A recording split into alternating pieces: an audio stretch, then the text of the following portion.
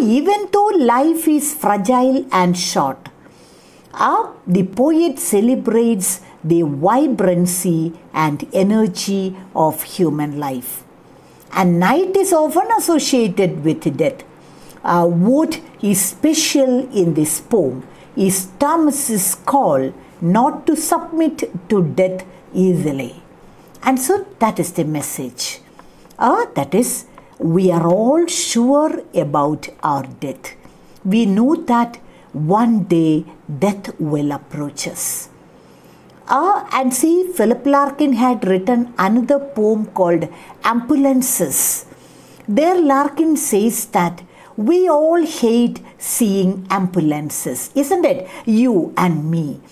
We don't even like to hear the sound, the hooting siren of the ambulance. But the poet says that even if we don't like it, one day an ambulance will come and stop at your doorstep to take you away. And so death is a reality. There is no meaning in complaining about it. And the second thing is that life is full of failures and successes, fortunes and misfortunes. You cannot have a life of joys alone. Isn't it? The beautiful rose flower has its thorns in it. You cannot say that I want the rose flower, but I cannot appreciate the thorns over it. It is meaningless. Life is a mixture of joys and sorrows. We have to accept it. Even though we are sure of death, we should be more aware of the vibrancy and energy of human life. And one should not surrender easily to death. We should fight till the last minute, because our life in this earth is a unique opportunity that you and me is having. We have only one chance to live in this beautiful earth. And God has given us this special gift to spend some beautiful years in this earth that we have to enjoy without grumbling and complaining. And even when you see death round near the corner, we should not be panicky. We should not surrender easily to death, but we should fight till the last minute. Then, again, one or two points more. The poem stands out in its directness of the treatment of mortality and its powerful balance of thought and emotion, which prevents the poem from being sentimental even when it is about imminent death. See, I told you that several poets have dealt with the same theme. Emily Dickinson is there, then Philip Larkin is there. See, many poets have discussed this important point about the transience of human life and the surety of death. But here, Dylan Thomas doesn't become sentimental at all. See, he writes this poem under a great shock, the shock that his father is down with cancer. But he doesn't become sentimental. Even when he talks about the imminent death of his father, do not go gentle into that good night is a good example of how in the world of Thomas, in the world of Thomas and his poetry, life and death are seen as present simultaneously in every moment of one's life. And so, every moment when we experience life, the very same moment we experience death also. And so, Dylan Thomas deals with this topic. And here, this poem is a very good example where death and life are seen as present simultaneously in every moment of one's life. And so, the realization that his father is dying of cancer is certainly shocking to Thomas. But he does not start weeping and shedding tears as would have been the case with many others.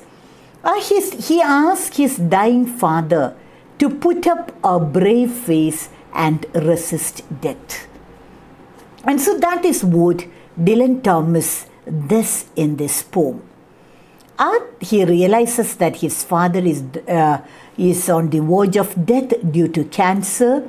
Instead of shedding tears, he puts on a brave face and tries to comfort his father and to instill courage in him. The old man should fight till his last breath. That is what Dylan Thomas wants. One should not easily surrender to death. Why? Because death will put a full stop to our activities in this earth. And we are not sure what is awaiting us after death. Even though we talk about eternity and life after death. And we have only one chance to live in this earth. And so we should not easily surrender to death. We should keep on fighting till the last breath. Then, even the small things that his father can do while he is alive will be useful to the world. That is, one should not be waiting for death. That is till the last minute, even though we realize that the death is very near to us. Till the last minute, we have to do something because it is the chance. And after death, when our body becomes cold and numb, we are not able to do anything. Period of activity is over with death. And so if there is a little life in you, you have to do something. That is called enjoying a life to its least. Enjoying life to the maximum, to the fullest. This idea is presented by Alfred Lord Tennyson in his famous poem Ulysses. And so this idea presented by Dylan Thomas is not entirely new, but the way he presents it is very much appealing. And so he wants his father to be active till the last breath. And again, he tells the reading community that one should not be complaining and grumbling against God, because life is a mixture of joys and sorrows. You cannot avoid sorrows and lead a life of joy alone. That is not possible. And so just as we have to accept death, we have to accept that we have to accept our life, which is a mixture of joys and sorrows. Remember, if you want to enjoy a resurrection, remember before that comes the Good Friday. This is the biblical context. We know Christ resurrected, and we celebrate it on the Easter day. But one cannot be blind to the great sorrows that Christ has to endure before his death on Good Friday. And so you can have the joy of resurrection. Remember, before that, you have to go through a Good Friday of tears and sufferings. And so that is the message of the poem. And then, before going to the text, remember, we will analyze the structure of the poem. And so, before going to the poem, we will analyze the structure of the poem. This poem is a villanelle. You know what is a villanelle? It's a poem in 19 lines, isn't it? You know what is a sonnet? Sonnet is a poem in 14 lines, isn't it? Similarly, a villanelle is a poem in 19 lines. First point. And it is an Italian word. And this villanelle comes from the word villano. And villano in Italian means a peasant or a farmer. Understood? See, villanelle is a 19-line poem, and villanelle comes from the word villano, and villano means a farmer. And so villanelle is a pastoral lyric poem. It deals with country life. It is a 19-line poetic form. 19-lined. And how is it? It has 5 tercets. What is a tercet? Tercet is a 3-line stanza. Understood? A villanelle will be having 5 tercets. What is a tercet? 3 lines. 5 into 3, 15. Followed by a quatrain, 4 lines. And so this is the structure of the poem. When you read the poem, you will understand that. Remember, the poem is a villanelle, a poem in 19 lines. And how is the pattern? 5 tercets are there. Tercet means 3-line stanza.